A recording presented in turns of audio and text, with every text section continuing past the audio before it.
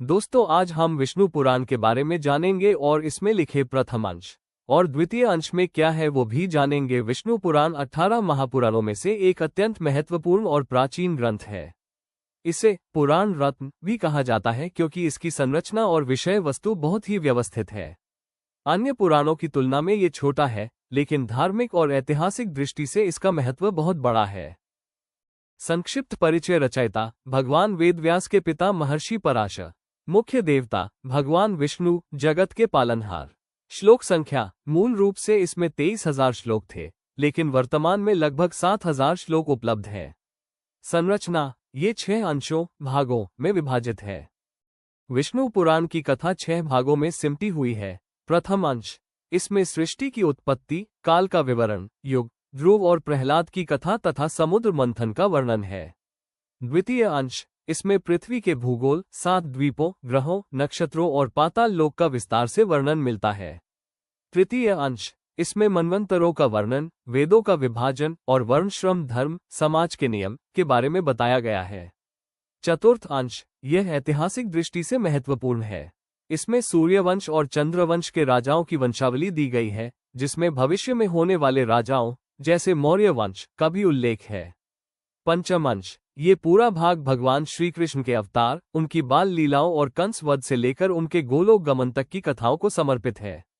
षष्ठ अंश। इसमें कलियुग के लक्षण, प्रलय के प्रकार और मोक्ष प्राप्ति के उपायों का वर्णन है। विष्णु पुराण की प्रमुख विशेषताएं। सरल भक्ति मार्ग। इसमें बताया गया है कि कलियुग में कठिन तपस्या की आवश्यकता नहीं है, केवल हरि नाम संकीर्तन से ही मोक्ष प्राप्त किया जा सकता है। ऐतिहासिक साक्ष्य। मौर्य वंश के राजाओं, चंद्रगुप्त मौर्य आदि की जानकारी के लिए इसे एक विश्वसनीय स्रोत माना जाता है। भूगोल का ज्ञान। इसमें भारतवर्ष की भौगोलिक स्थिति का वर्णन करते हुए कहा गया है। उत्तर यत्समुद्रस्य हिमाद्रश्चैव दक्षिणम वर्ष तद भारत नाम भारती यत्र संतते, अर्थात वह देश जो समुद्र के उत्तर और हिमालय के दक्षिण में स्थित है वह भारत है और वहां की संतानें भारतीय हैं। दार्शनिक महत्व। विष्णु पुराण के अनुसार ये जगत विष्णु से ही उत्पन्न हुआ है, उन्हीं में स्थित है और अंत में उन्हीं में विलीन हो जाता है। इसमें अद्वैत और विशिष्ट द्वैत का सुंदर समन्वय देखने को मिलता है। कुछ रोचक तथ्य। यह एकमात्र ऐसा पुराण है जो महर्षि पराशर और उनके शिष्य मैत्रेय के संवाद के रूप में लिखा गया है। इसमें कलियुग का जो वर्णन मिलता है वो आज के समय की परिस्थितियों से काफी मिलता जुलता है।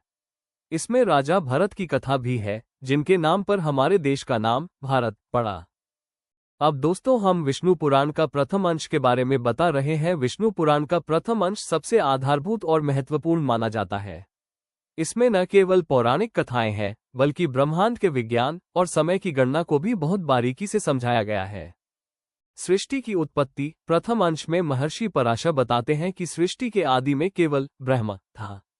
भगवान विष्णु के रूप में वही परम पुरुष प्रकृति और पुरुष आत्मा के संयोग से सृष्टि का विस्तार करते हैं। यहाँ महतत्व, अहंकार और पंचतन मात्राओं के माध्यम से ब्रह्मांड के भौतिक निर्माण की प्रक्रिया समझाई गई है।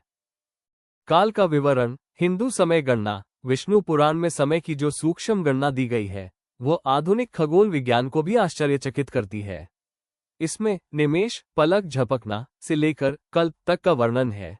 कृत, सत्य, त्रेता, द्वापर और कले, इन चारों युगों को मिलाकर एक चतुर्युगी बनती है। मनवंतर। 71 चतुर्युगी का एक मनवंतर होता है। कल्प। 14 मनवंतरों का एक कल्प होता है, जो ब्रह्मा जी का केवल एक दिन है। ध्रुव की कथा। संकल्प की शक्ति। राजा उत्तानपाद के पुत्र ध्रुव की कथा भक्ति और अडिग निश्चय का प्रतीक है। अपनी सौतेली मां के व्यवहार से दुखी होकर 5 वर्ष के बालक ध्रुव वन में तपस्या करने चले गए। नारद जी के उपदेश से उन्होंने ओम नमो भगवते वासुदेवाय मंत्र का जाप किया। उनकी तपस्या से प्रसन्न होकर भगवान विष्णु ने उन्हें ब्रह्मांड में सर्वोच्च स्थान ध्रुव तारा के रूप में प्रतिष्ठित किया, जो आज भी अडिग है। प्रहलाद की कथा। बुराई पर सत्य की विजय। ये कथा ईश्वर की सर्वव्यापकता को दर्शाती है। दैत्यराज हिरण्यकश्यप ने खुद को भगवान घोषित कर दिया था, लेकिन उसका पुत्र प्रहलाद भगवान विष्णु का परम भक्त था। हिरण्यकश्यप ने प्रहलाद को मारने के कई प्रयास किए, जैसे होलिका दहन, लेकिन हर बार भगवान ने उनकी रक्षा की। अंत में भगवान ने नरसिंह अवतार, आधा शेर आधा मनुष्य लेकर खंभे से प्रकट होकर हिरण्यकश्यप का वध किया। समुद्र मंथन, अमृत का प्राकट्य, देवताओं और असुरों के बीच हुए इस मंथन की कथा प्रतीकात्मक और आध्यात्मिक महत्व रखती है। उद्देश्य, खोई हुई लक्ष्मी और अमृतत्व का अमृत प्राप्त करना। साधन, मंद्राचल पर्वत, मथानी और वासुकी नाग, नेति, रस्सी। प्राप्ति, मंथन के दौरान 14 रत्न निकले, जिनमें कामधेनु, ऐरावत हाथी, कल्पवृक्ष, कौस्तुभ मणि, माता लक्ष्मी और अंत में भगवान धन्वंतरी अमृत कलश लेकर प्रकट हुए। आध्यात्मिक महत्व, प्रथम अंश ये संदेश देता है कि भगवान विष्णु ही इस जगत के निमित्त और उपादान कारण है। वे ही सृजन करते हैं, वही पालन करते हैं और अंत में रुद्र रूप में संहार भी करते हैं। ये भाग एक साधक को ये सिखाता है कि समय कितना भी शक्तिशाली क्यों न हो, सच्ची भक्ति, जैसे ध्रुव और प्रहलाद की, काल के चक्र से परे मोक्ष दिला सकती है।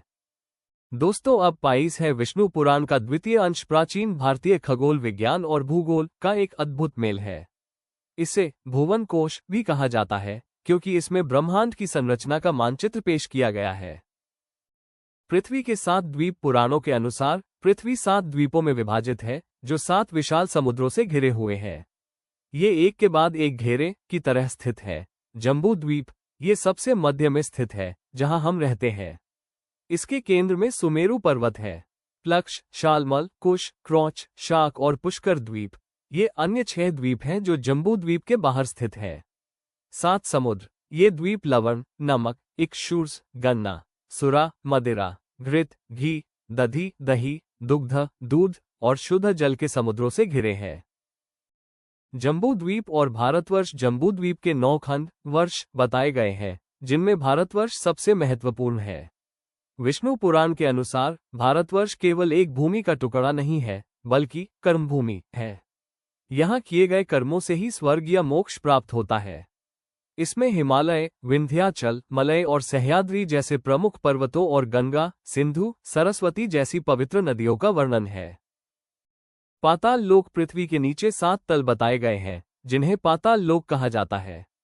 इनके नाम है अतल, वितल, नितल, गभस्तिमान, महातल, सुतल और पाताल। यहाँ नाग, दैत्य और दानव निवास करते हैं। पाताल के सबसे नीचे भगवान विष्णु का शेष, अनंत रूप स्थित है, जिन्होंने अपने मस्तक पर पूरी पृथ्वी को धारण किया हुआ है। खगोल विज्ञान, ग्रह और नक्षत्र, इस अंश में अंतरिक्ष की परतों और ग्रहों की गति का वर्णन है। सूर्य का रथ, सूर्य देव के रथ और उनकी गति का विस्तार से वर्णन है, जो दिन रात और ऋतुओं का कारण बनती है। ध्रुव मंडल, अंतरिक्ष के केंद्र में ध्रुव तारा स्थित है, जिससे सभी ग्रह और नक्षत्र अदृश्य डोरियों, प्रवाह वायु द्वारा बंधे हुए हैं और उसकी परिक्रमा करते हैं। ग्रहों का क्रम, सूर्य के ऊपर चंद्रमा, फिर नक्षत्र मंडल और उसके ऊपर बुध, शुक्र, मंगल, बृहस्पति, शनि और सप्तर्षि मंडल की स्थिति बताई गई है। नरक का वर्णन द्वितीय अंश के अंत में विभिन्न प्रकार के नरकों, जैसे रौरव, महारौरव आदि का वर्णन है। यहाँ स्पष्ट किया गया है कि जो व्यक्ति धर्म के विरुद्ध आचरण करते हैं, उन्हें अपने पापों के अनुसार अलग अलग नरकों में कष्ट भोगना पड़ता है। वैज्ञानिक और आध्यात्मिक दृष्टिकोण, जहाँ आधुनिक विज्ञान पृथ्वी को गोल और सौरमंडल को अलग तरह से देखता है, वहीं विष्णु पुराण का ये भौगोलिक वर्णन आध्यात्मिक भूगोल को दर्शाता है। ये बताता है कि चेतना के अलग अलग स्तर किस प्रकार ब्रह्मांड में व्यवस्थित हैं।